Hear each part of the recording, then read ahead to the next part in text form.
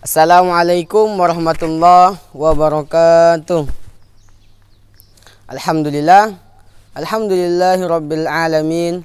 Wabihi nasta'inu ala umuri dunya waddin. Wassalatu wassalamu ala asrafil anbiya'i wal mursalin. Wa ala alihi wa sahbihi rasulillahi ajma'in. Ashhadu an la ilaha illallah wahdahu la syarikalah. Wa ashhadu anna muhammadan abduhu wa rasuluh la nabiyya ba'dah. Qala Allah Ta'ala fil Qur'anil Karim, ya ayyuhallazina amanu kutiba alaikumusiyam kama kutiba allazina min qablikum la'allakum tattaqun. Amma ba'du. Puji syukur selalu kita hadirkan dalam diri kita, selalu kita curahkan dalam diri kita, selalu kita datangkan dalam diri kita untuk mensyukur nikmat Allah Subhanahu wa Ta'ala.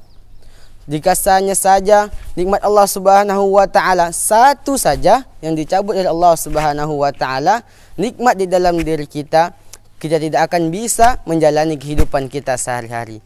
Hanya satu. Seandainya jika semua nikmat dicabut oleh Allah Subhanahu wa Ta'ala, na'udzubillah min zalik. Oleh karena itu, kita selalu mensyukuri nikmat yang diberikan Allah oleh Allah Subhanahu wa Ta'ala. Allah memberikan kita berbagai kenikmatan. Apa kata Allah Subhanahu wa Ta'ala dalam firman-Nya di dalam surah Ibrahim? Seandainya kalian hitung seluruh nikmatku, kata Allah, kalian tidak akan bisa menghinggakannya. Berarti sangat banyak nikmat Allah Subhanahu wa Ta'ala. Kita harus menanamkan la in syakartum la azidannakum wa la in kafartum inna azabi lasyadid, kata Allah Subhanahu wa Ta'ala dalam firman-Nya. Barang siapa yang bersyukur atas nikmatku, kata Allah Subhanahu wa Ta'ala, maka Allah tambah nikmatnya. Dan barang siapa yang kufur, inna azabi lasyadid, sesungguhnya azabku sangatlah pedih, kata Allah. Jadi mudah-mudahan kita jadi umat Nabi Muhammad sallallahu alaihi wasallam selalu bersyukur atas nikmat Allah Subhanahu wa Ta'ala, selalu ingat kepada Allah Subhanahu wa Ta'ala, selalu mensyukur nikmatnya agar kehidupan yang kita jalani, kehidupan yang kita lalui merasa indah, merasa nyaman, dan merasa kehidupan ini sangat-sangat indah dan sangat-sangat nyaman dan sangat-sangat bahagia karena kita mensyukur nikmat Allah Subhanahu wa Ta'ala.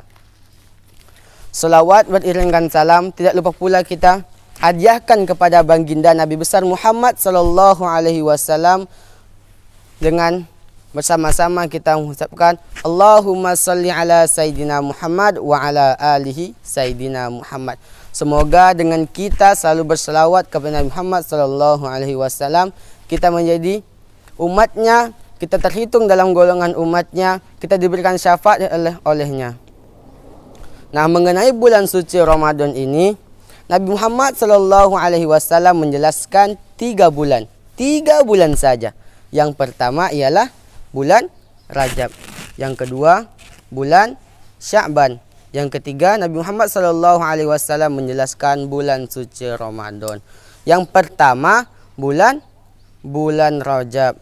Bulan Rajab ini ialah bulannya Allah Subhanahu wa Ta'ala. Yang kedua ialah bulan Sya'ban. Bulan Sya'ban ini bulanku, kata Nabi Muhammad sallallahu alaihi wasallam. Yang ketiga ialah bulan suci Ramadan. Nah, teman-teman hadirin rahimakumullah, bulan Ramadan ini ialah bulannya umat, bulan umatku, kata Muhammad sallallahu alaihi wasallam. Karena di bulan suci Ramadan ini diturunkan Al-Qur'an oleh Allah Subhanahu wa Ta'ala melalui malaikat Jibril kepada Nabi Muhammad sallallahu alaihi wasallam pada bulan suci Ramadan. Itulah salah satu sandaran dikatakan bahwa bulan suci Ramadan ini ialah bulannya umat. Karena Al-Quran diturunkan sebagai akidah Islamiyah, sebagai petunjuk umat Islam, sebagai kisah-kisah bagi umat Islam, dan sebagai peringatan, sebagai kabar-kabar, dan sebagai pedoman hidup intinya. Nah, Allah menciptakan 12 bulan dan menciptakan 1 bulan untuk menyucikan 11 bulan tersebut. Ialah bulan Ramadan, bulan suci Ramadan. Ramadan berarti ialah membakar dia. Apa yang dibakar? Yang dibakar ialah dosa. Ya, benar, dosa. Yang dibakar dosa oleh Allah Subhanahu wa Ta'ala. Datangnya bulan suci Ramadan, yang 11 bulan tersebut itu tidak langsung terbakar, teman-teman. Ya, dengan cara kita mengakui kesalahan kita. Kita akui kesalahan kita di 11 bulan tersebut. Ya Allah, aku bersalah. Ya Allah, aku berdosa. ya Allah ampunilah aku. Yang kedua ialah dengan kita mengakui kesalahan kita. Yang pertama menyesali, yang kedua kita mengakui. Sudah kita akui kesalahan kita, yang ketiga ialah tidak mengulanginya lagi. Jika sudah kita lakukan, tidak kita ulangi lagi. Jika kita mengulanginya lagi, maka bertaubatlah. Dahulu ada seorang sahabat datang kepada Rasulullah. Ya Rasulullah, aku telah melakukan dosa. Apa kata Rasulullah? Bertaubatlah, kata Rasulullah. Ketika esokan harinya datang lagi seorang sahabat tersebut. Ya Rasulullah, aku berdosa ya Allah. Ya Rasulullah, aku melakukan dosa. Apa kata Rasulullah? Bertaubatlah. Jadi selagi matahari timbul dari belah timur ke barat, Allah masih membukakan pintu taubatnya. Allah masih menerima taubat-taubat hambanya. Yang keempat ialah menggantikannya dengan yang baik-baik. Nah, bagaimana cara menggantikan dengan baik-baik? Sangat-sangat mudah. Kita hanya saja menjaga wudhu. Menjaga wudhu salah satu cara yang mudah untuk mendapatkan kecintaan Allah Subhanahu wa Ta'ala. Bulan suci Ramadan ini Allah mewajibkan kita untuk berpuasa. Allah mewajibkan kita untuk menahan hawa nafsu. Nah, kembali lagi pada yang tadi ialah yang keempat, menggantikan dengan yang baik-baik. Dengan cara kita menjaga wudhu.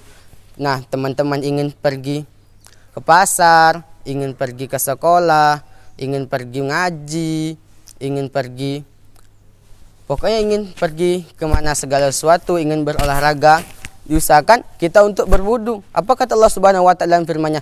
Innallaha yuhibbut tawwabina wa yuhibbul mutatahhirin, kata Allah. Jika Allah Subhanahu wa Ta'ala telah cinta kepada hambanya, pasti akan diberikan oleh Allah Subhanahu wa Ta'ala. Perumpamaannya, seorang ibu atau seorang ayah yang sangat cinta kepada anaknya, pasti akan diberikan selagi permintaan itu baik. Begitu juga Allah Subhanahu wa Ta'ala Ar-Rahmanir Rahim, yang Maha Pengasih lagi Maha Penyayang.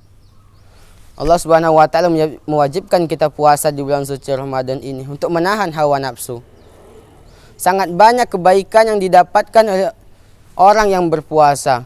Sangat banyak keunggulan-keunggulan yang didapatkan oleh orang yang berpuasa. Di hari kiamat kelak nanti, teman-teman rahimakumullah, ada dua yang memberikan syafaat di akhirat kelak. Yang pertama ialah puasa, yang kedua ialah Al-Quran. Yang puasa berkata, ya Allah, aku telah menghalanginya makan di siang hari. Aku telah menghalangi hawa nafsunya, kata Al-Quran. Maka berilah ia syafaat. Yang kedua ialah Al-Quran, kata Allah. Ya Allah, aku telah menghalanginya tidur di malam hari untuk membacaku, katanya. Untuk membaca kalimatmu. Kalamullah, katanya. Habis itu Allah, kata Al-Quran, ya Allah, maka berilah ia syafaat. Lalu doa kedua syafaat tersebut diterima oleh Allah Subhanahu wa Ta'ala. Puasa merupakan salah satu amalan yang berbeda dari amalan-amalan yang lainnya. Apa kata Allah Subhanahu wa Ta'ala dalam penggalan hadis qudsi? Katanya, seluruh amalan umat manusia itu untuk dirinya masing-masing, kecuali puasa. Puasa itu untukku dan aku sendiri yang akan memberikan ganjaran kepadanya. Hadirin rahimakumullah. Nah, jadi puasa ini merupakan salah satu amalan yang sangat-sangat berbeda dari amalan-amalan yang lainnya. Allah mewajibkan kita berpuasa sebagaimana umat-umat terdahulu telah melakukan puasa.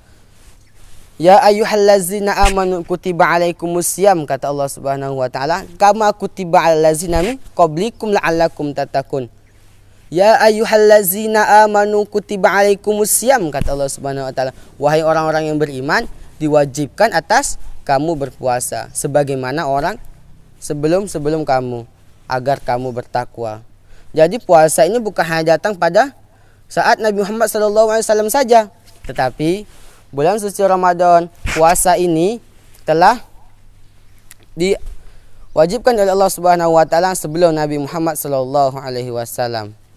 Jadi kesimpulannya ialah bulan suci Ramadan ini ialah membakar seluruh dosa-dosa 11 bulan yang lalu, membakar seluruh kesalahan-kesalahan kita yang lalu dengan cara 4 yang sudah saya jelaskan di depan tadi. Itu merupakan salah satu cara yang termudah. Allah Subhanahu wa Ta'ala mewajibkan kita berpuasa. Dahulu ada seorang sahabat, ya Rasulullah, adakah Allah mewajibkan puasa yang wajib untukku? Kata seorang sahabat bertanya, ada, puasa Ramadan. Adakah lagi ya Rasulullah diwajibkan atas kepadaku? Tidak, jika kau ingin berpuasa sunnah, kata Rasulullah. Jadi hanya satu puasa yang diwajibkan oleh Allah Subhanahu wa taala kepada umatnya, kepada hambanya. Jika kita berhasil, jika kita mampu melaksanakan bulan suci Ramadan dengan keteguhan, dengan keimanan, dengan kesungguh-sungguhan. Man shoma Ramadana imanan wahtisaban hufira lahu ma taqaddamu min zambi.